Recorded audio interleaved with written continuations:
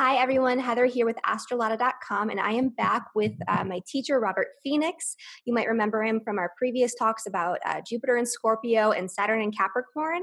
And today we're actually going to be talking about a new transit that's going to be coming up in April, which is Chiron moving out of the sign of Pisces and into the sign of Aries. And Robert's actually going to be doing a webinar about this on March 24th. And so if you want to sign up for that webinar, the link is in the description below. But without further ado, here's Robert. Hi, Robert. Hey, what's going on, Heather? It's always great to be with you. Yeah, it's good to be with you too. It's good to see you again. Yeah, absolutely. So we're going to be talking about Chiron and Aries today, right? Yeah, and this is a big topic, and not a lot of astrologers, do a lot of Chiron stuff. And I know that you're really good with Chiron. You did a webinar about Chiron that I attended a few years back that was excellent and brilliant, and you had such good insight, and I still use those techniques and they work very, very well. So I feel like you're the guy to do Chiron if someone's going to do it on this channel. I really, well, first of all, I have Chiron in Aquarius. So, and it's in my third house, so I talk about it a lot, right? I mean, that's the nature of it and kind of the astrological relationship. And I think Chiron is one of the most misunderstood, and I think it's one of the biggest pieces of missing links in astrology. Mm-hmm. People will ask me, well, what is Chiron about? Well, it's about a number of different things. People call it the wounded healer. And I actually look at Chiron as sort of a repository of shame in a lot of ways. Because if you look at the myth of Chiron, the first thing that happens to this poor creature who's half horse and half human, he's rejected by his mother, who is expecting, I don't know, maybe a human-looking child. But since she mated with a god who turned himself into a horse, what did she expect? She got a half human, half horse. She got a centaur. So when she saw the centaur child, she completely rejected Chiron, and she was ashamed of him. So that's like the first note of Chiron. Mm-hmm. It's not guilt, it's shame. So wherever Chiron shows up in the chart, we have to reconcile kind of where we feel ashamed with Chiron and turn a weakness into a strength. I mean, that's really the most kind of fundamental, what I would call definition of Chiron. And there's a lot of different ways that we can look at it and parse it. Chiron stands between Saturn and Uranus, and it bridges the Saturnian realm of discipline and structure and order and form.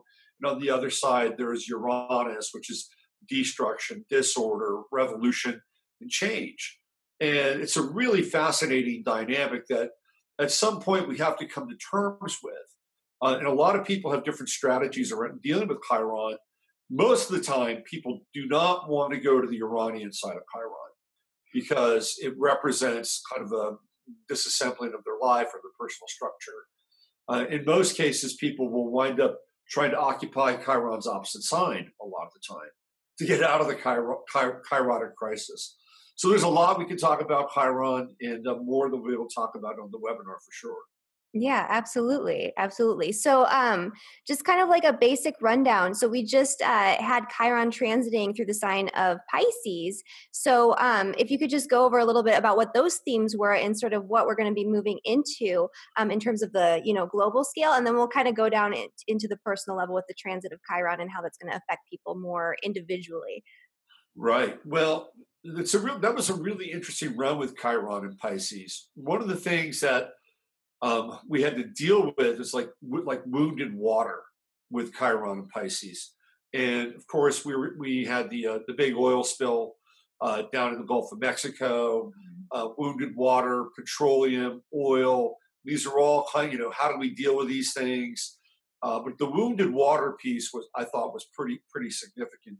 Pisces also represents religion, and it represents kind of, in some ways, esoteric religions. Like Sagittarius is very religious, but it tends to be exoteric and more orthodox. And Pisces tends to be more kind of esoteric and based on sort of this essence. And what we know about Pisces is it can go from the alpha to the omega. I mean, there's a really wide kind of berth with Pisces. So one of the things that we saw during this Chiron and Pisces transit was what I would call the rise of the occult, or the rise of Luciferianism, which was part of this kind of, how are we going to reconnect with some form of spiritual value because we're spiritually wounded, pretty much as a planet and as a species. And so when that occurred, all of these sort of systems have come into the marketplace with Chiron and Pisces, and the occult system being one of them. Of course, we had this kind of rush of Islamophobia. Again, that's kind of a Sagittarian sort of orthodox belief, but still, nonetheless, it's like the fear of Islam, the fear of different religions, and even the demonization of Christianity, Yeah. which we've seen really probably in the last like 10 degrees of this Chiron and Pisces, putting it into that'd be the third decan. So it'd be what the scorpionic decan of Pisces. So it's like unearthing things, scandal, sort of the pedophilia world connected to religion, all that stuff. So, what we've been dealing with Chiron and Pisces is what I would call a crisis of faith in a lot of ways too. Yeah. People really trying to understand their place in the world, what's going on, what has meaning. A lot of folks were going through their Chiron return, and these were people that were born in the 60s during this Chiron and Pisces transit. And as a practitioner, when I would work with a number of these folks, I was tapping into the fact that many of them had some kind of wounding with the church or wounding with some relationship with the church, meaning that they were molested, had some kind of abuse, or that they had seen something about the church that they couldn't abide by, whether it was dogmatic or ignorant. And so they had a falling away. And I found that a number of my clients were trying to come back and rediscover this in their own way and have kind of their own version of a reformation, a personal reformation. So it's been a very interesting time. The other thing, too, with Chiron and Pisces, which I think some people will agree with and some people may not agree with, was that in some ways we had the celebration of the victim. It's like the victim became the new hero, right? And the rise of the scapegoat too, because you mentioned like blaming, Muslims for this, and so it's like the rise of Islamophobia, but also the rise of the scapegoat and the decline of personal responsibility, and Absolutely. that puts you in a victim mentality. Exactly. So the victim became the hero in a lot of ways because, and you could just see this with like what we call virtue signaling or reverse virtue signaling. And I really think that the event that typifies kind of where we are with Chiron and Pisces at those final degrees, those final degrees just really. Oh. Oh no, Robert, we lost you. I'm going to pause this recording now. Okay. All right. So the event that I think really speaks to where we are with Chiron at these final degrees is the interview between Kathy Newman and Jordan Peterson.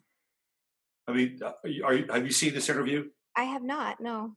Okay, so let me just give you some background. Jordan Peterson is he's a behavioral clinical therapist who taught at a school in university in Canada, I believe, if I'm not mistaken, Ontario, and he was dismissed from his position because he refused to call transgender students he or she.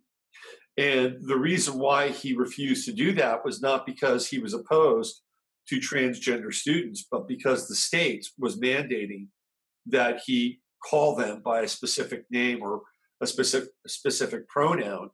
And he believed that collectivist thought, that collectivist idea determining how we would use language was an utter damnation. And basically, he was not going to abide by it because what he really wanted and what he really is in favor of is individual development. And so he saw this as an imposition of the state upon the right of the individual. So he got fired. He got released from his position. He's been going around the world and speaking. And Peterson has a pretty strong, I think, fan base on the alt-right side and with men in particular. And this has been, in some ways, I think, fairly disturbing for, let's say, certain types of people. Like Jordan Peterson is a walking, talking trigger. I mean, that's what he is. So he had an interview recently on BBC4 with a presenter by the name of Kathy Newman. And Kathy Newman basically went after Jordan Peterson. And she went after him consistently about his approach, his ideas, women in the workforce. I mean, she basically came at him from what I would call a traditionalist feminist point of view. And Jordan Peterson not only stayed with her sort of statement by statement, stayed with her going back and remembering what he said. I didn't say that, being very clear about everything. And he gave some very, how do I say this, cogent yet controversial examples of where she was wrong with certain things. And you could see Kathy Newman begin to get a bit flustered. And then there's a real pivot in the interview when Jordan Peterson says something that basically unmasks her intent. And what he does is he exposes her as an ideologue and not somebody who wanted to have a real conversation about equality, merit, women in the workforce, men's right. I mean, so he had to defend himself consistently throughout that interview. Mm-hmm. And then what happened was that, I mean, if there was a winner and a loser, clearly the winner in that discussion, which turned into a debate, which turned into an inquisition, was Jordan Peterson. Now, what happened was that after the interview occurred, within 24 hours or 48 hours, the internet descended upon Kathy Newman and started to make all kinds of verbal assaults. It just tarred and feathered her with verbal assaults. And Kathy Newman then, and I think BBC then alerted the authorities that she was now under the threat of being terrorized by people on the internet, you know, sort of like this army of trolls that had been unleashed by Jordan Peterson. And it got so bad that Jordan Peterson actually had to tell people to stop. And now that wasn't all of Jordan Peterson's people. Obviously, there was a group of people. And with the internet, you know, I mean, there aren't always real people on the internet. Okay. There's bots, there's all kinds of stuff. So who knows what was going on. But at the end of the day, Kathy Newman winds up being a victim. Mm-hmm. And as the victim, she becomes sort of the winner in some ways, you know, the de facto or post-event winner, because now people are sympathizing with Kathy Newman and all the cretins that went after her after the debate. So what we have here is we have the final degrees of Chiron and Pisces, where the victim is in some way celebrated. The victim is given the lion's share of support. Meanwhile, as we're entering out of Chiron and Pisces, here comes Jordan Peterson dealing with these issues that have to do with equality, men versus women, you know, the male identity, political correctness, and not only that, but applying one's spiritual activity and will towards a goal that is meaningful. He's not just a behavioral clinical therapist. He's also a Jungian. He talks a lot about archetypes, the hero's journey. It's a really, really fascinating interview that captures the zeitgeist between Chiron and Pisces and Chiron and Aries and what's coming. Yeah, that's very interesting. So Chiron and Aries is beginning April 17th of this year, and then we're coming into the end degrees of Pisces. So that really does. It's like a combination of those two energies sort of at play. That's very interesting. And so you think that there's going to be sort of more of a dialogue about men's roles and women's roles and sort of, you know, how we're going to sort of reintegrate the masculine and the feminine energies in society, because it's become, I guess, a little bit imbalanced. Is that correct? Well, I'm not sure it's going to start off as a dialogue. Okay. It might start off as, you know, people shouting at each other from across the street, which we've seen in a lot of ways, right? Yeah. But I think that if we look at this historically, if we go back to 1969, when this was the first. This is when Chiron was in Aries last. Mm-hmm. A couple of things happened in 1969 that I think are very symbolic of that entry into the sign. Number one, Betty Friedan's book, The Feminine Mystique, comes out in 1969. Yeah. And it becomes literally the Bible for first wave feminism, right? First, second wave feminism. And then also in New York, they have the Stonewall riots, Mm-hmm. which are started by gay men, which is another part of this Chiron and Aries discussion, which is the wounded male, which doesn't, I mean, we tend to think about these terms in sort of heterosexual frame sets, right? But Mm-hmm. gay men are also wounded as well. I mean, they Yeah, clearly absolutely. carry some kind of wound. And so, what did they? Who did they clash with? They clashed with the police, which is another version of Aries, right? Yeah. So we have the Stonewall riots, and we have the Feminine Mystique by Betty Friedan, and then that has set off a cycle of of accelerated activity around women's rights, gay rights, and now we're dealing with transgender rights, which is Mm-hmm. sort of and what's really fascinating too about that, this is just a kind of a side piece, is now we have the transgender community and the feminist community beginning to kind of square off against each other. Yes, yes, I've seen that a lot where transgender people are coming out against women for speaking about their own bodies and like menstruation and like reproduction and things like that. And it's become to the point where almost there's like cisgender is become like a slur against straight female women, and it's just very bizarre. Like yeah. Yeah, so we're headed into a period where there's going to be a lot of kind of hand to hand open warfare. I mean, that's how I kind of see this.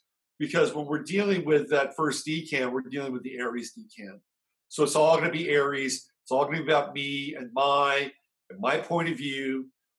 We saw that with Uranus and Aries too, particularly with all these splinter groups, everybody trying to get a piece of their kind of ideological turf, whatever it was. Everybody had their version of the truth, whatever that was. We're going to see more of that with Chiron and Aries. But I think the most important thing that if we're going to have any meaningful kind of reset is for everybody who's a part of that dialogue to understand in some way, shape, or form that they are wounded. That is the first piece. That is the first piece. And then to have each group who's associated with this try to articulate their wounds. And being a male, being a kind of a middle-aged white dude, I've seen a lot of stuff in my lifetime. I went through sort of that early phase of feminism where I wasn't old enough, but I saw like if you were a sensitive male, that there's a much better chance that you'd be able to hook up with somebody. You listen to women. I mean, that was part of the program. I mean, there's nothing absolutely wrong with that. It's great to be able to have a dialogue, but it was coming from the outside and not really from the inside, which is how these things occur. But I feel like that men primarily are who've been pushed to the background and shunted, and they'll say, "Oh, poor you. You guys have had it so great over the last 2,000 years." Well, I would venture to say that there are portions of us that have, but Yeah. not everybody has. Not every man has. And I think some of the stories around men and having gone through what they've been through since 1969 or even before that are really important. And we've had a huge divorce rate in this country since really the 60s and Vatican II and the Reformation of the Catholic Church and no fault divorce, all that stuff really atomized the family. And everybody has suffered as a result of that, both men and women. I don't want to point out one group has suffered more than another, Mhm. but based on my experience and based on my relationship to other men in the world, divorce and the divorce laws have been really difficult for men, extremely difficult for men. And I know that for a fact here in Texas, I'd say most of the time in Travis County, that the custodial parent winds up being a woman. And men now have to go through all these different chutes and ladders and labyrinths in order to stay in touch with their kids and even have a vestige of minimal rights. And Texas is not the only state. There's a movie that came out, I think it was about a year and a half ago, called The Red Pill, Yeah. which it starts off with a young actress. I think we might have even talked about this before. Yeah, we But did in a previous interview yeah, about the Red Pill, which was a very interesting movie. And I honestly did not think I would sympathize with the men in this movie. Like, men's rights just seemed ridiculous to me. But I watched it, and I really did. I sympathize and I empathize with the men, because they didn't have a role anymore. They didn't know their role. So many things were taken away from them, and they didn't know how to, I guess, continue on, right? Because everything changed. And also a lot of them had their rights taken away with their children and things like that. And you don't think about these types of things. no, no, you don't. And I think that the interesting thing for me is when I looked at almost each and every one of those men, you could just tell they were wounded. You could just look at them, and if you had, a scintilla of empathy or intuition, you could just see that these guys were. Most of them were actually quite gentle and very soft spoken. Yeah. But you could feel their pain, though, like they had brought their pain to the surface. And I think Chiron and Aries is going to trigger, um, hopefully, a larger group of men to be able to address that pain. The other side of this is that the men going their own way movement, right? Which is like, fuck it, we don't need women, we don't need any of this, which I think is an extreme reaction towards the pain and the suffering of men.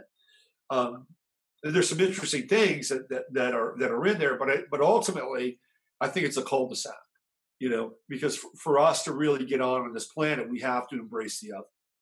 So I think that this is going to be a very interesting time for men. And what I'd love to see is the equivalent of the same march that women had on Washington, D.C., that men would have, and yeah, but not wearing dickheads or anything like that. We don't want no dickheads. So, but going to a place like maybe the Vietnam Vets Memorial. That's another piece with Chiron and Aries, are the vets, the wounded vets. And again, a really terrible, dirty secret, with our system, for a number of reasons. And maybe there's going to be, hopefully, an awareness that these people, both men and women, not just men, come back from these conflicts abroad. While they deserve our deepest sympathy and our empathy, maybe what we could also do is recalibrate what it means to fight and get wounded in these wars, and who are we fighting for and why. It's one thing to celebrate. I mean, again, this gets back to the celebration of the victim in some ways, and I'm not saying that they're victims because they made choices to be there, but maybe perhaps we can redirect our energy so we're not bringing so many of them into the war theater, the global theater with war. It's going to be a very interesting time, very, very interesting time. We saw with the NFL, we saw athletic activism with the NFL, for better or worse, whether you liked it or not. That was part of Uranus and Aries in the final degrees, the radicalization of the athlete. Yeah. I think we're going to see more of that with Chiron and Aries, but it'll be a bit different than it was with Uranus and Aries. And clearly, one of the big issues with the NFL is the concussion issue, or CTE, and Aries rules the head, right? Rules the head. So we're going to see more and more of this CTE, more of the concussion issues come to play. And my best guess here is that Chiron usually lasts for about 7 years. So my best guess is that by the time this Chiron transit is over, the National Football League will look very different. Yes, yes. And one of the things that you mentioned in one of your podcasts that I thought was really interesting, because another big issue with the NFL is the crime and the fact that these NFL players are literally getting away with rape and murder and animal abuse, domestic violence, these types of things. And then they're getting endorsed for millions of dollars. And so you mentioned that there was somebody that was trying to make a different version or variation of the NFL where you couldn't have a criminal background. And I think that's actually a really great idea, because my only issue with these types of sort of corporations, I guess, I don't know how to describe it, but my only issue with the NFL in general is that there are these people that are being sort of elevated and celebrated who are terrible human beings. And it makes no sense to me.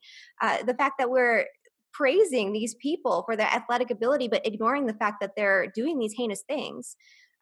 Anyway. Yeah, no, I know. I think you're absolutely right. And um, the commissioner Goodell, very interesting name, Goodell. He's tried to become more of a kind of a Stalin-esque figure, and he's been trying to impose discipline on the players in a way where, like, there was the incident with Ray Rice, Mhm. and Ray Rice clearly he got into an elevator, and you could tell that he and his wife had been probably drinking, and she was really on his case for something. You could see it. She's like barking at him, and Ray Rice, does the unthinkable, and he hits her, Yeah. and it's caught on video. Ray Rice has never played another game of professional football.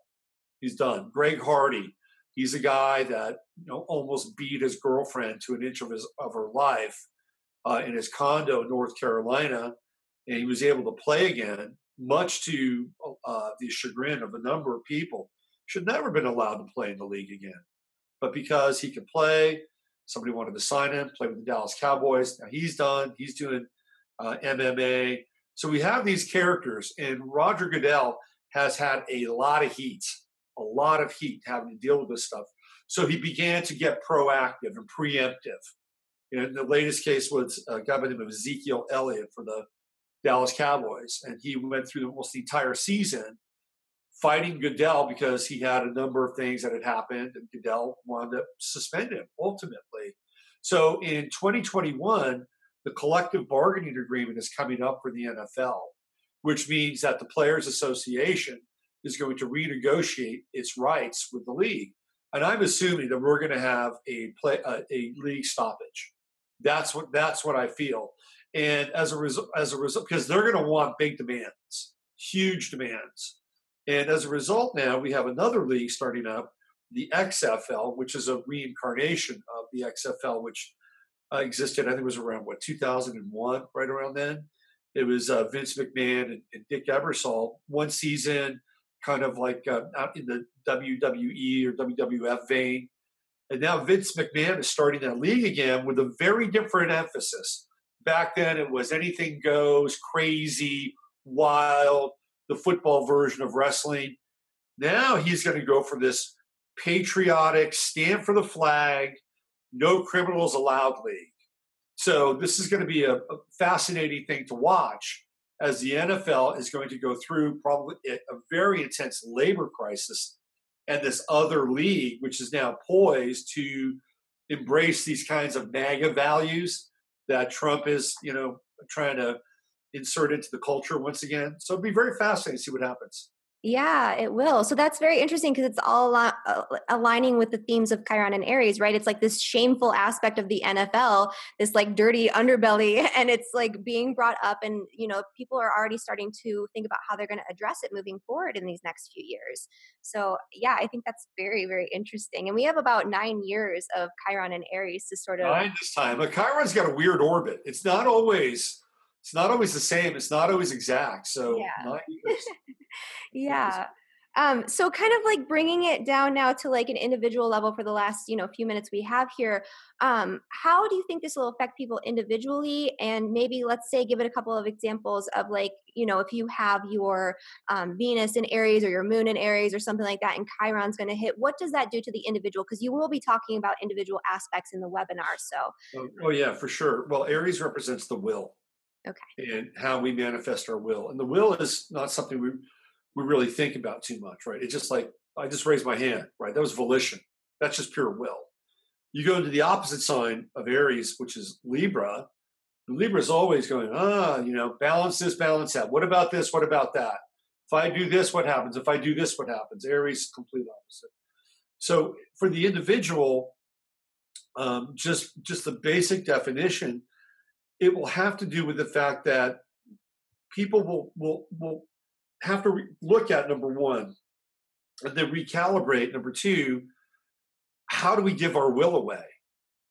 Theoretically, how do we give our Mm. power away? Yeah. Right? And how are we wounded when we do that? When we instead of activating Aries, which would be in our best interest, what happens when we go into Libra or the other side of the sign and we get caught up in trying to balance our needs versus the needs of another. I mean, all that stuff, right? Yeah.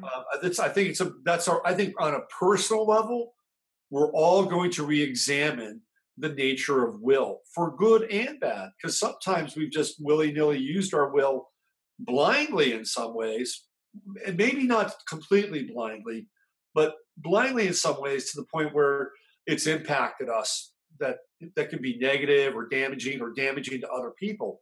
So ultimately it's about the healing of the will. It's primary.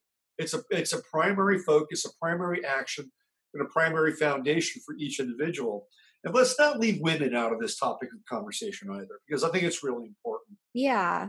You And know, women are still wounded to a certain extent, right? We've had thousands of years of oppression and abuse and all of that. So that is part of the picture as well.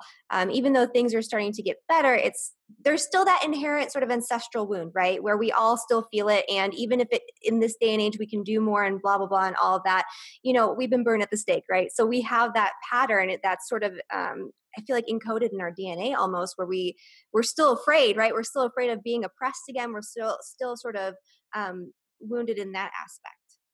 yeah, I agree. And look, I actually think that there were some good things about feminism. It gave Yeah. women a choice. It gave women a choice. It's like, you didn't have to be how. I mean, there are some people just they're not domestically wired, and Hmm. there are some people that are domestically wired. Yeah. And I think the failure of feminism in some ways is to differentiate the two, right? It's kind of like, hey, there are some women, this path is good for a certain group of women because that's how you're wired. And then there's another group of women who are just not wired for that. And why shame those women, right? Yeah. Why shame women who want to stay at home, who want to have a Exactly. kid, right? And these women became sort of the objects of scorn and derision. Oh, look at you, you're just a cow, or, I mean, so there's a lot of shaming involved. And I think in some ways, what needs to happen or can happen with this Chiron and Aries is a wounding, not a wounding, but a healing of that. So where if somebody wants to stay at home and raise a family and have a kid, hey, that's okay. You're not weak. You're not weak. You're not sucking up to the patriarchy by doing that. Meanwhile, if you want to go out into the world and you want to, get into the workforce and be a CEO or whatever version that is, go do it. And I think what happened in my clients, and this is going to be a lot of the Gen Xers with Chiron and Aries, especially the women, that there are a bunch of really powerful women with Chiron and Aries. And and a lot of them have Saturn and Aries too, by the way. But what happened is that when a young woman has Chiron and Aries, they're into the will, right? They get it. They're strong. They have an idea. They have a purpose. They've got life force. And at that time, we're talking 70s. Hey, put it back in the box. You're a young girl. Girls don't do that. Whatever the programming is, right? Hmm. So for women with Chiron and Aries, that's what they got. And so what they did is that they said, well, I'm going to go and I'm going to be a support person, or I'm going to be in relationship, or whatever that thing was. And ultimately, that's not very successful or fulfilling for them either. So what they have to do is have this reconciliation of having this ability to actually lead and kind of have this Aries-like impulse, but at the same time have it become integrated into who they are. And I think that's really going to be a very interesting piece for a lot of women, who are born in the 70s and the Gen Xers. The male Gen Xers are the metrosexuals. You know, Johnny Depps and the Keanu Reeves and Robert Downey Jr.'s. And they're going to have to come to terms with their own version of their masculinity and their male energy as well. It's going to be very, very interesting, this Chiron and Aries piece and phase, for sure. It sounds like it. A lot happening. All right. Well, do you have any like final thoughts that you want to add about Chiron and Aries and what's coming up? Well, it does go retrograde. It goes back into Pisces for a little while. Yeah. That's the one thing you have to remember. And so we're just getting a taste. We're getting a taste. And those first few months should be very interesting to watch because it'll be very distilled. It'll be at 0, 1. I think it gets up to 2, and then it goes back, if I'm not mistaken. Yeah. And then it's back for a little while. Then we're off and running again with Chiron and Aries. So just keep an eye on those first few months with Chiron and Aries because it's going to be raw, unedited, undistilled or unfiltered. Right? That's Yeah. the Because time. the first degrees of Aries are sort of the most intense concentration of Aries energy for those who are not familiar with It's this. the most intense concentration of the zodiac. I mean, it's Yeah. the start of the astrological new year. Yeah. So looking forward to this webinar and always great to talk with you. We're good at this, I think. Yeah. Well, we'll have to do it again really soon. And for those who want to sign up for the webinar, it is on March 24th. The link is going to be in the description of the video down below. And I hope to see some of you there. I know I'll be there because this is going to be a very interesting topic. Robert's going to go into all the individual aspects and how this will affect you personally and, a little bit more into the macro level as well. So it should be a good webinar. Well, thanks again, Heather. Yeah. Thank you so much. Bye, Robert. Bye bye.